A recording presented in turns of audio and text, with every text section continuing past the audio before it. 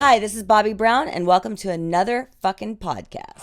My liver's all twisted up. But you know what I did? I loaded up with alcohol, more specifically vodka, whiskey, beer, tequila, more beer, more vodka, more whiskey, and more beer. Who wants an orange whip? Orange whip? Orange whip? 3 orange whips. So you're bored, are ya? I've come here to break your monotony. Let me have my piece, because I'm shooting with this one, folks. I don't care, man. The unscripted, uncensored, loose cannon of commentary. Why did you say that? Why? Why? You come out with stink like that? Poop.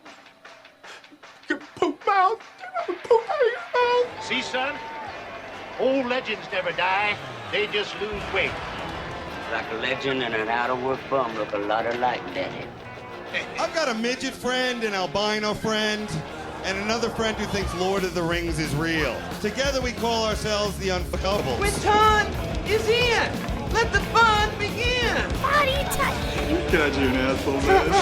I've never heard of Van Halen. Well, I have heard of Van Halen. Hello, Las Vegas. Hello, world. And hell.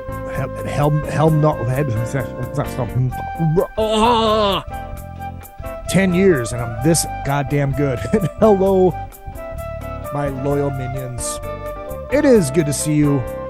It is always good to be seen. My name is Izzy Presley. I am the host of the program. And welcome. This is 10 years in the making. Which basically means I've been doing the show for 10 years. Today is the 10th birthday of another effing podcast. Glad that you are here. I am glad to be able to be here. Sledgehammer is in here for the party already, and we'll save the Scotty birthday for when he gets in here. Make sure you guys hit up all the socials. I know you guys know this stuff, but in case you might be a new listener to the show on this very fine day, November 4th, 2023, as I come to you live from Las Vegas, Nevada. The show started in Hollywood. Yes, but we'll get to all that. Real Izzy Presley all the way across the board, Twitter, Instagram, and the Facebook, or the X, or whatever the fuck you want to call it. I'm sorry, I still call it Twitter. I cannot help myself. And of course, the show page on the Facebook is another effing podcast, and you will see the Metal Edge part on there as well, which will bring me to answer this question very, very quickly as I do this. No, got to wait for Scotty. Got to wait for Scotty before I do that. Where has Paul Gargano been? Well, I was texting with the elite, esteemed Mr. Gargano this evening. And I like titters, Lori. Welcome, Lori. And welcome, Scotty. And let's get this out of the way. Take off, you hoser! And since Scotty is here, we can do this. In the words of my close personal friend, Stone Cold Steve Austin, gonna crack one for the working man, and gonna crack one for Scotty Strickland on his 50th birthday. So cheers, my friend. This delicious Michelob Golden Light, gifted to me by my good friend Mike Hanks from the Can't Turn It Off podcast, which I am on once a year. And he happens to come to Vegas once a year. And like a good friend, he does what good friends do. He brings Izzy Michelob Golden Light. Let me take a sip of this delicious, delicious brew. Sorry I was a little late. I was watching the hockey game. And a huge thank you to Sir Edward of Trunk. Texted me when the Wild were down 3-2. Or no, they had just tied it. And Eddie texted me and said, I'm watching the Rangers versus the Wild right now. And right after he did that, the Wild went up 4-3. Then he texted me, I jinxed them already. Good job, Edward. Good job. Thank you. I appreciate that because the Wild ended up winning in overtime. Great game after starting out down 3 to the mighty Rangers of New York. So there is that. Back to the topic at hand. Paul Gargano. What is going on with Paul Gargano? I was texting with him tonight, and I'm like, hey, if you want to come on, it's the 10th anniversary. He says, I cannot do it tonight. 2 nights at the Hollywood Bowl watching Guns N' Roses and then Kiss. His voice isn't all there. I get it. I understand. But he may be here on Tuesday. Now, here is what might be happening on Tuesday. I have not gotten confirmation on this, but there has been dialogue.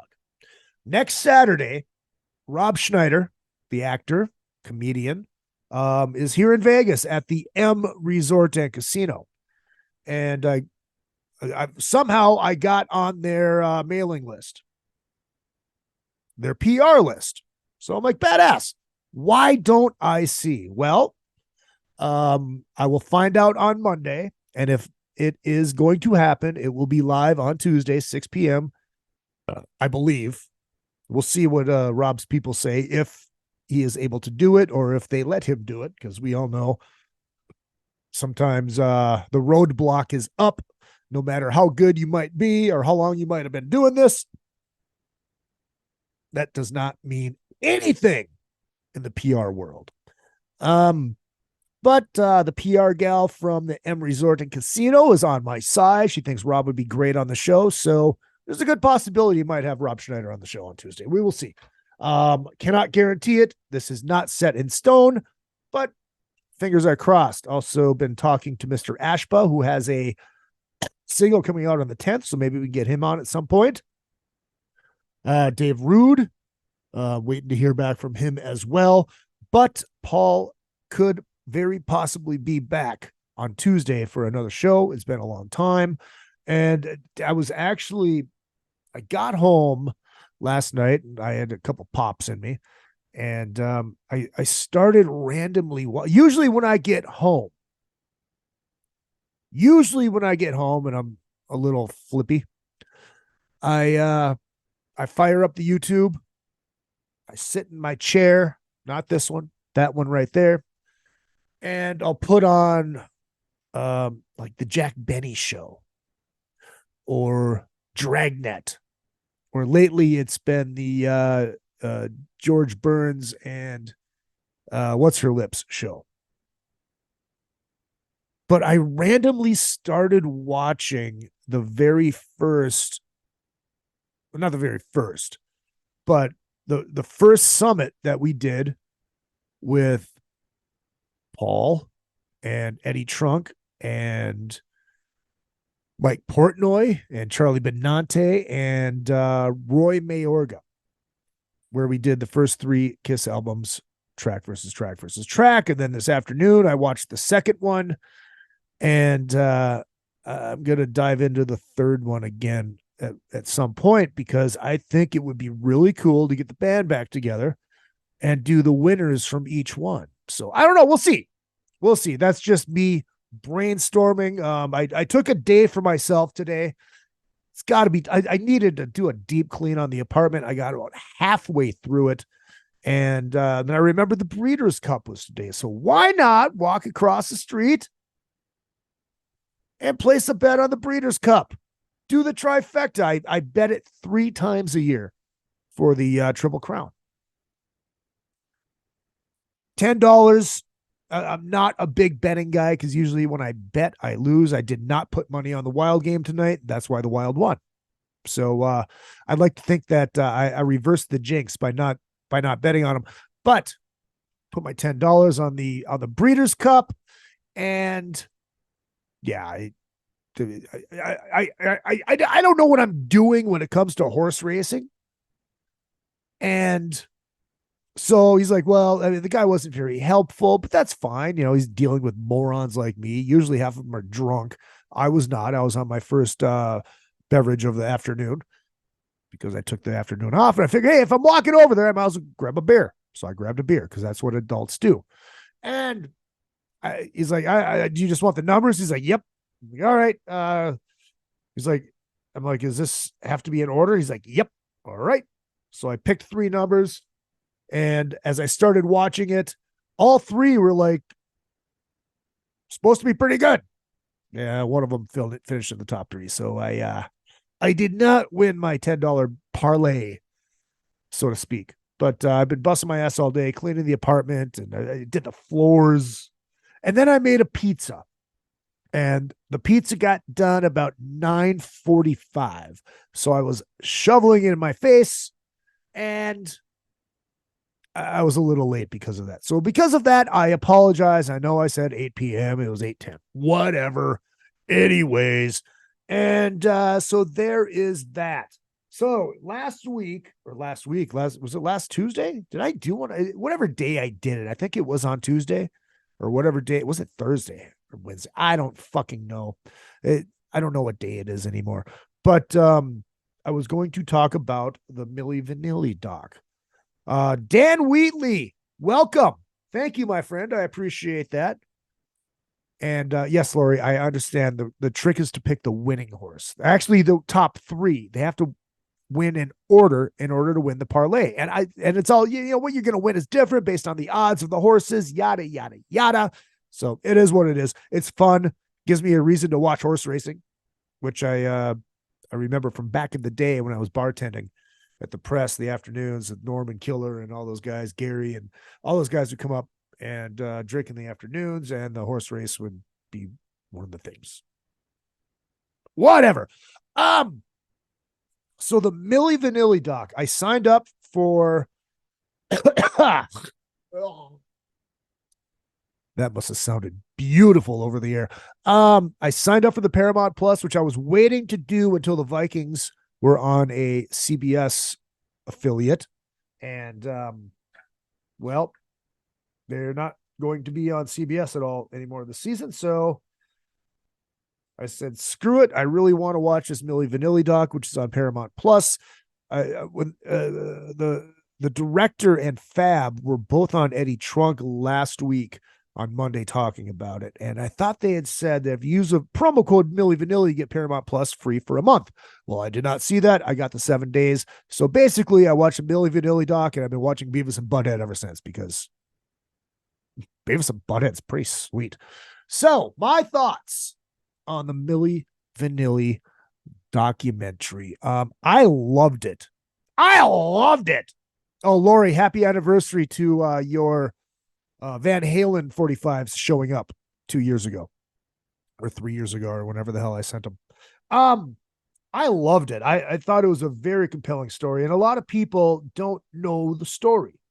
They just think, oh yeah, they did it all on their own. They knew it, and they deceived the public. Well, it goes down a lot deeper than that. If you have watched it, you know what I'm talking about. If you don't and don't know the story, well, basically the producer didn't think they could sing, which they actually could.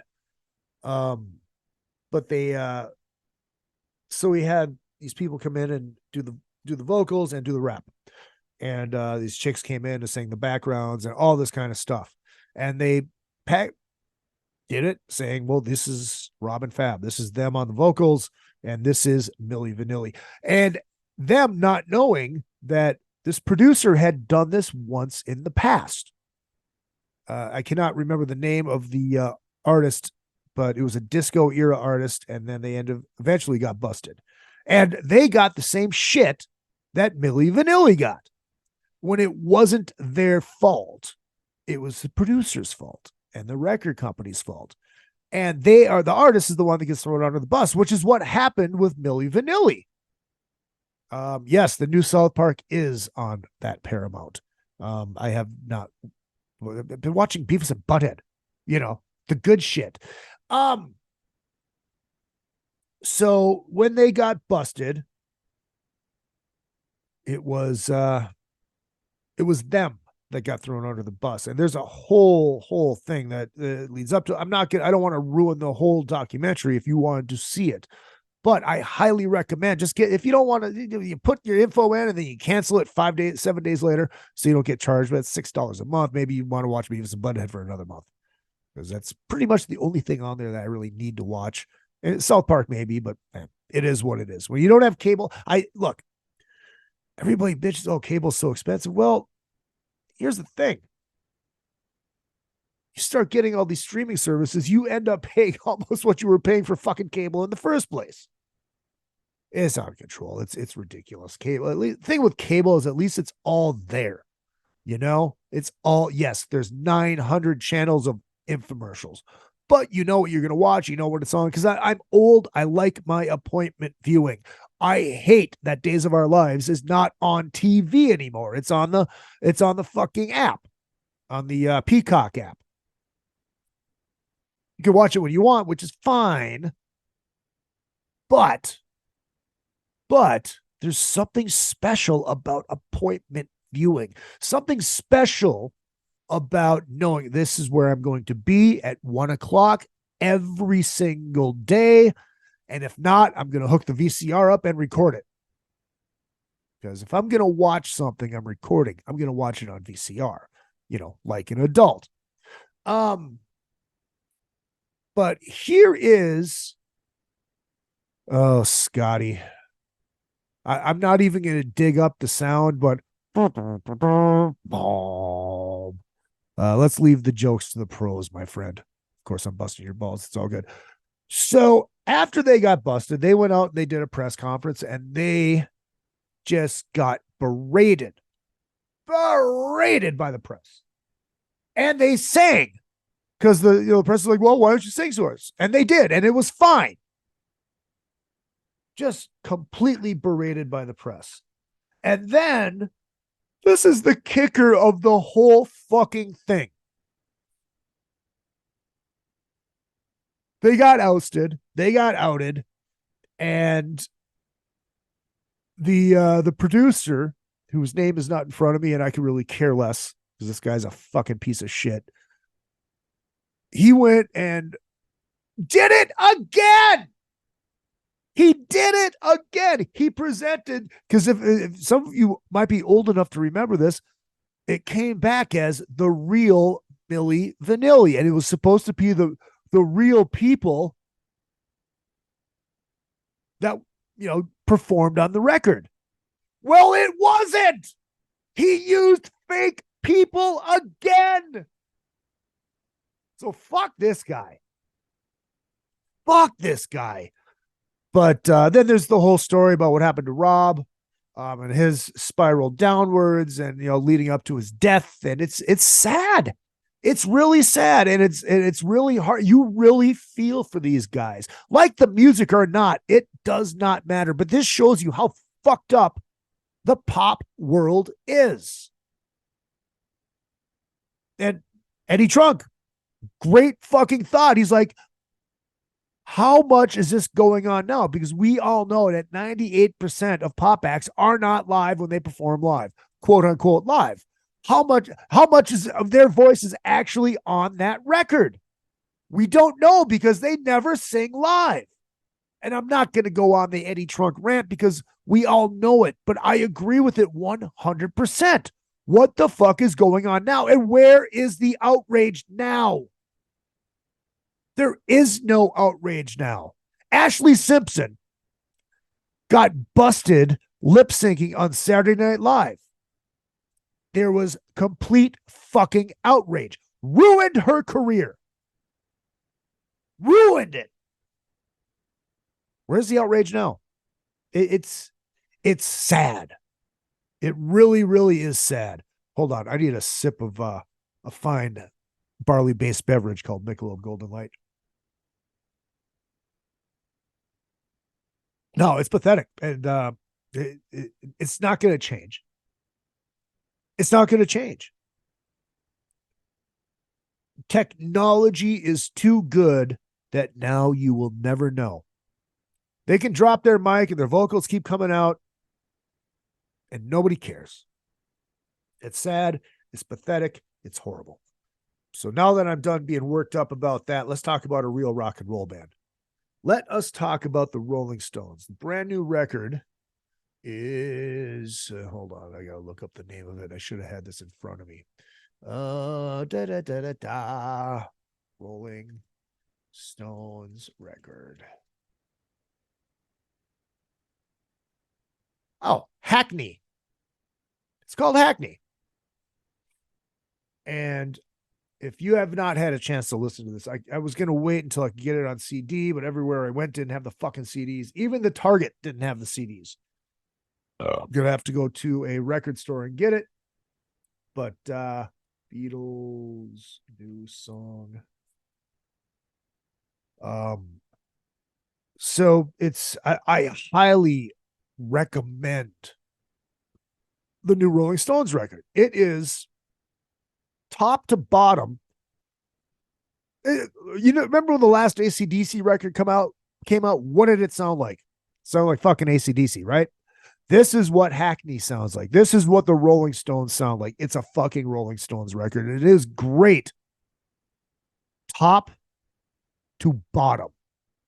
Top to bottom. It is fucking amazing. These guys they're on their last tooth. And they are able to get in a studio and create this amazing, amazing album at their age. And this is how the pros do it, kids. You don't want to be like the fucking people of today. You want to be like the fucking Rolling Stones. That's how fucking good this is, and that's how fucking good they are. Now, how does it, to me, compare to the Beatles' new song that came out? And how ironic is it that within a matter of a week, the Rolling Stones came out with a new record, and there's a new fucking Beatles song. I didn't hate it. I did not love it. I just did not hate it. Now, here's the thing. I thoroughly enjoy the Beatles, but I thoroughly enjoy the fun pop Beatles, the pop rock Beatles. I want to hold your hand. That stuff. That's the stuff that I love. That's the stuff that I thoroughly enjoy. I'm not a fan of the drug years. It just didn't vibe with me. I mean, it's not as terrible. I mean, it's the fucking Beatles. But it's just, it didn't have that same spark for me, I guess. And I know I sound like an old man talking about old people music and all that stuff, but I'm sorry, man. It is what it is. It's not, it's fine. It's just blah. It's just blah. I'm sure you guys have all heard it by now as well. And it just proves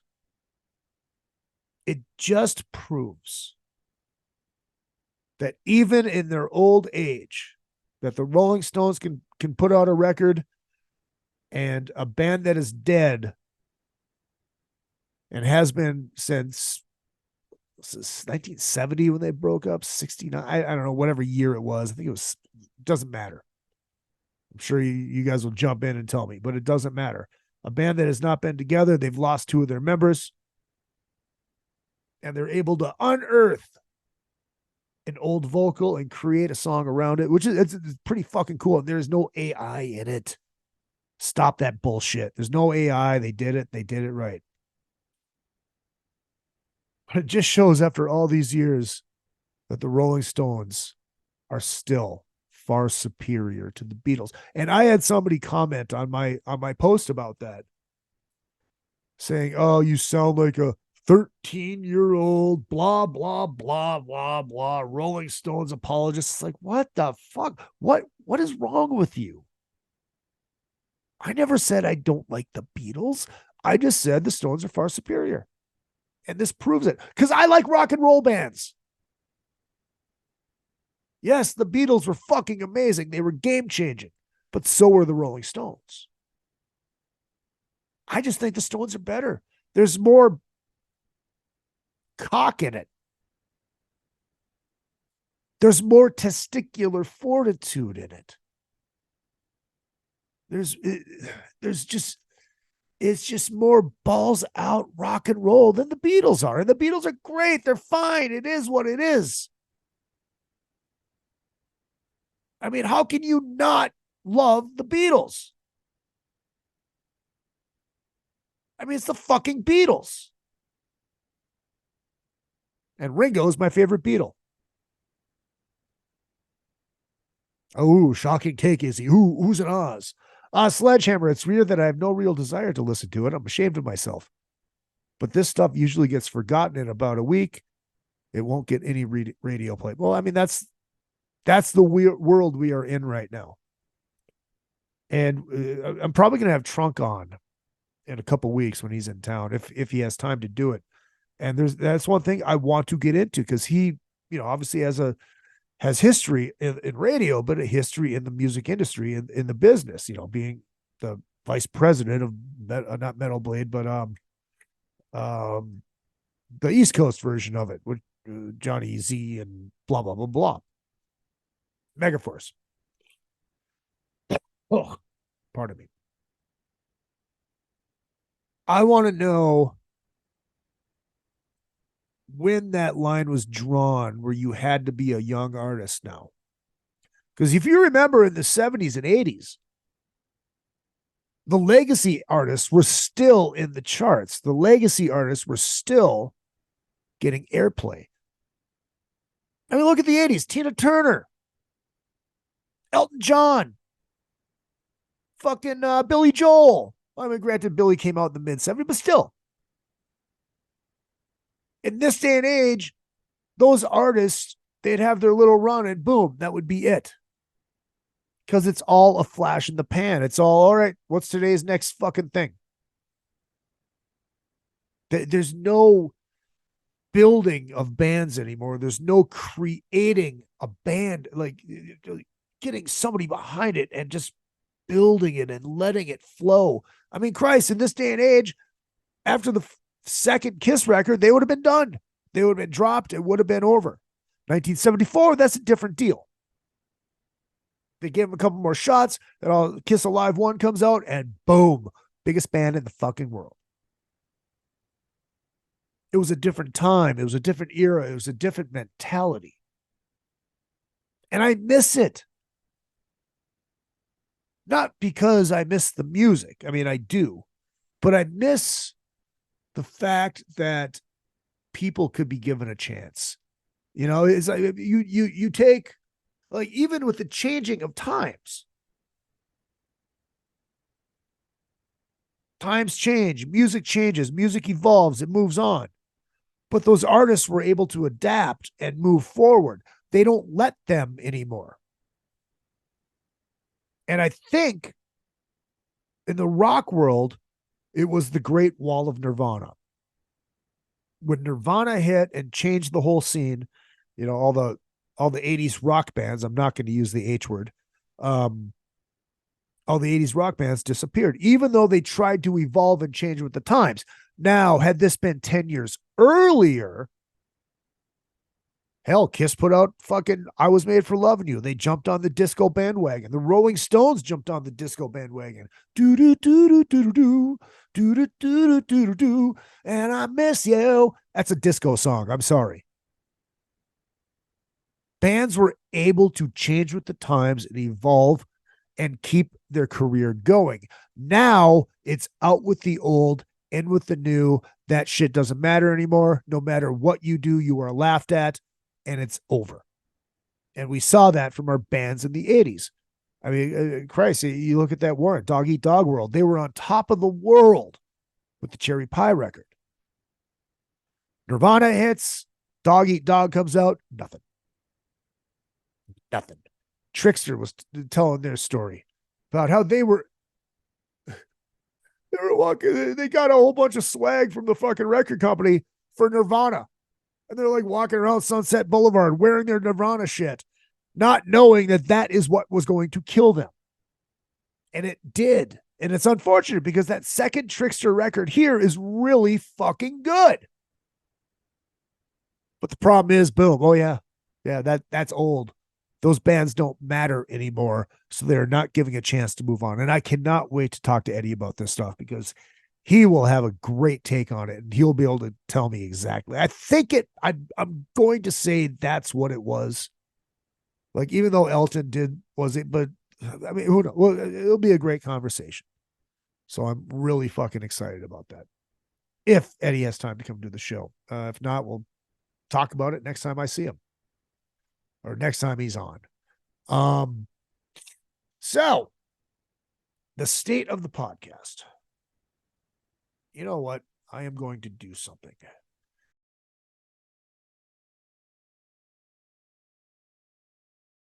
All right. Just want to take a 30-second break to catch my wind and have another sip. Second half of the show brought to you by Beater Amplification. That's 2eastbeateramplification.com. You see that beautiful fucking half stack right behind me. Hand-wired, hand-built, 100 watts of testicular fortitude. These things are badass. Hit them up, beateramplification.com. That's 2 E's. Also want to give a shout out to Vintage USA Guitars. Proud to be a Vintage USA artist along with GHS Strings. Very affordable guitars. That fucking Telecaster behind me is $350. And it's one of the best guitars I've ever owned. People that have the Fender 58, 52 reissue, they can't tell the fucking difference. They fucking love it. So check them out, Vintage USA. And shout out to my buddy Oz with AP laser engraving. These guys are so good. They can laser engrave a hot dog bun. I forgot all about that stuff. I don't know why I'm doing spots again, but who the fuck cares? It is what it is. So I know you're waiting for the state of the state of the podcast. I have been doing some soul searching. Thinking 10 years. 10 years. Does this show deserve to go on? Do I have it in me to keep going? Numbers are all numbers down, yada, yada, yada. There's fucking 10 billion podcasts. I mean, I jokingly named this. You guys know this. I jokingly named this show Another Effing Podcast 10 years ago because everybody had a podcast. Well, everybody now does have a podcast. And unless your name is Adam Carolla, unless your name is Joe Rogan, unless your name is Eddie Trunk, is there a point in even doing this? It's a fucking passion project. It's nice when I have Paul on because, yeah, Paul can get some, bigger guests and yada, yada, yada. And I can do some of that on my own too. Not to the level that Paul can pull because he's got the Metal Edge name behind him. And then I see, oh my God, it's I see the PayPal notification. Oh shit, somebody sent me money. No, it's $17 to Zoom. And what do I still use Zoom for? This. We're not doing Zoom chats anymore. Everybody's back to their lives. And then about the 27th of every month, I get another PayPal phone notification. You just paid Spreaker $50 for your money to host the podcast. Which reminds me, I should probably do a show. Might be a good idea. Fucking paying for this shit. And then the cable bill, or not the cable bill, but the internet bill, which I need to have anyways. So that's kind of a mute point. And then only working a half day on Tuesdays because I have to do this show. And don't get me wrong, I do it because I want to do it. It's not like I have to do it. It's not like a fucking job. It's a passion project. Because I don't know if you guys know this. Hold on. I got to find the right sound effect for this. And I have to dig it up. Just bear with me for 1 second. You just need this. You just need this. Oh, la la la la la la la la la la. There's this. And then I love doing this on the fly, by the way. Oh, here it is. Let me move this down here. And let me slide this in here. Oh.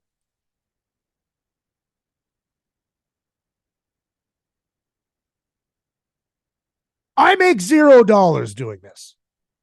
Oh, but Izzy, you have ads. Yeah, they're called, well, sponsorships. I don't make money off the sponsorships. I'm an artist, basically getting deals on gear, or they're trades, or they're just helping friends out. I have the ads in there. I originally had the ads in there at the beginning to make the show look bigger than it is. It's all fucking, I'm letting you in behind the curtain. I'm breaking kayfabe. I'm sorry. But it is what it is. So there's $0 generated by this. So now you take $50 a year. Hold on. Where's my phone? It's over there. Let's do this. So $67 a year. 67 times 12 equals $804 plus all the time I'm losing working. I'm basically into this over $1,000 a year, which may not sound like a lot to a lot of you, but to me it is. So how long can I continue to do this? I don't know. I don't know if anybody besides Lori, Scotty, and Sledgehammer even care anymore. I don't. There are a lot of people say, like YouTube, man, I love your shows. Keep doing them. But for what? Why? What is the point? Yes, it feeds my narcissistic needs. Yes, it. It's funny, Sledgehammer, you comment that, and you said that just as I was saying my narcissistic needs. And I get to talk to my friends about music. And, I might be able to talk to Rob Schneider, which would be great. And talk to all these people, but is it worth the effort? Is it worth the time? Is it worth the loss of money? I don't know how to break this to you guys, but I am not financially stable. Shocking revelation, I know.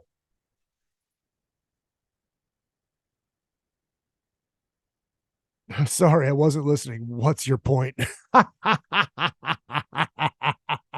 Thank you, Lori. I needed that. Oh, there you go.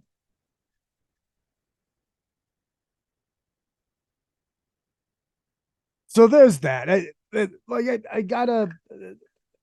emails from people, from publicists. Hey, this person's available for a fucking interview. And I reply, they go, well, what? Probably not. They're not doing it. But like, why did you email me then? Why?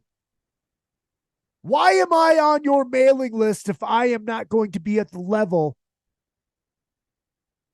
to get your client? Why?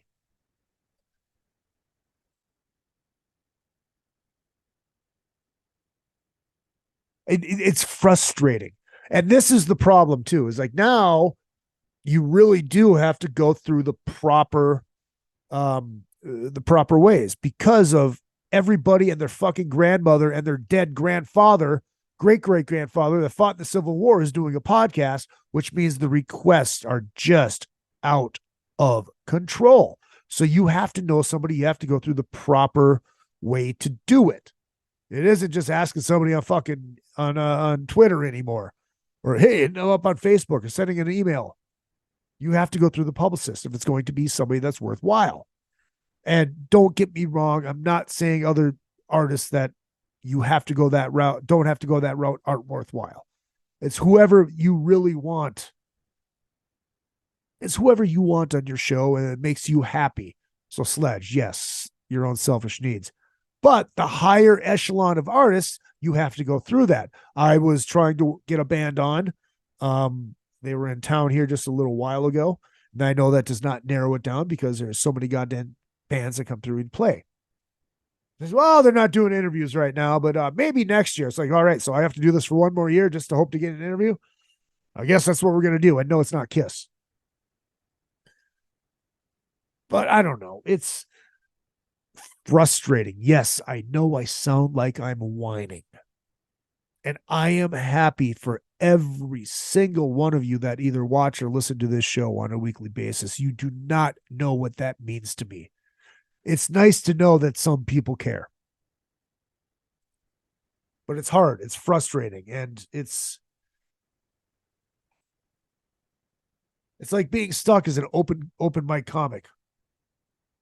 Which reminds me, I have to start hitting open mics again.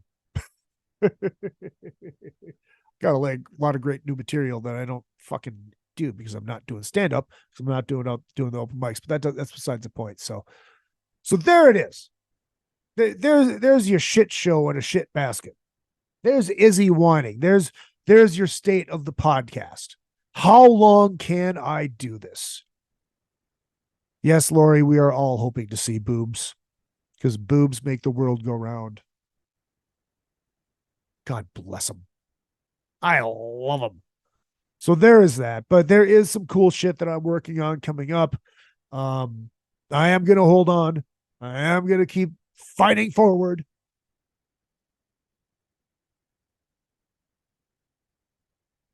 But again, like I said, for what? But hey, man, and no, I'm not fucking hammered. I've only been drinking light beer. There's been no shots. Don't worry. Speaking of beer.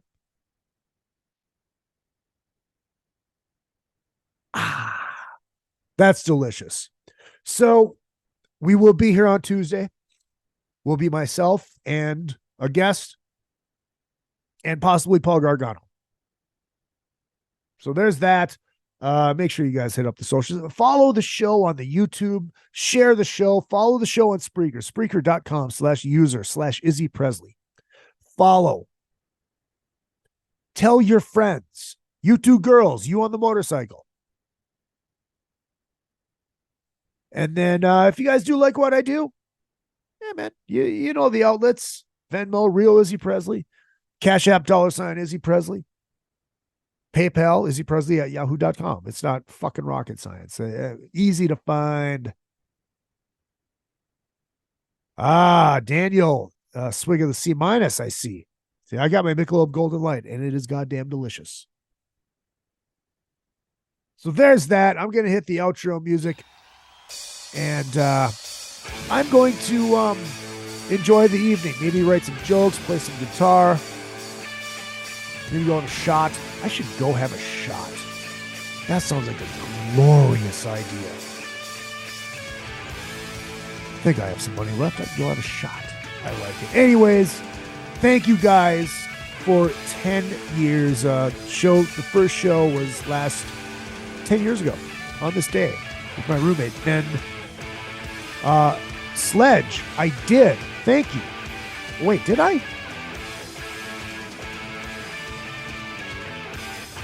I don't know. I'll have to check. I possibly. I think maybe. But yeah, if I did get it, thank you. I appreciate it, man. You don't know what that means. Yeah, there's that. Just remember, if you're thinking about doing something, you get a naysayer in your ear. It might not be a good idea. Just think. Just remember. In the words of the great Mick Foley, yeah, but think about the pop. See you guys next week. I love you guys. Actually, we'll see you on Tuesday. I say a good day. You know, there's that cock line.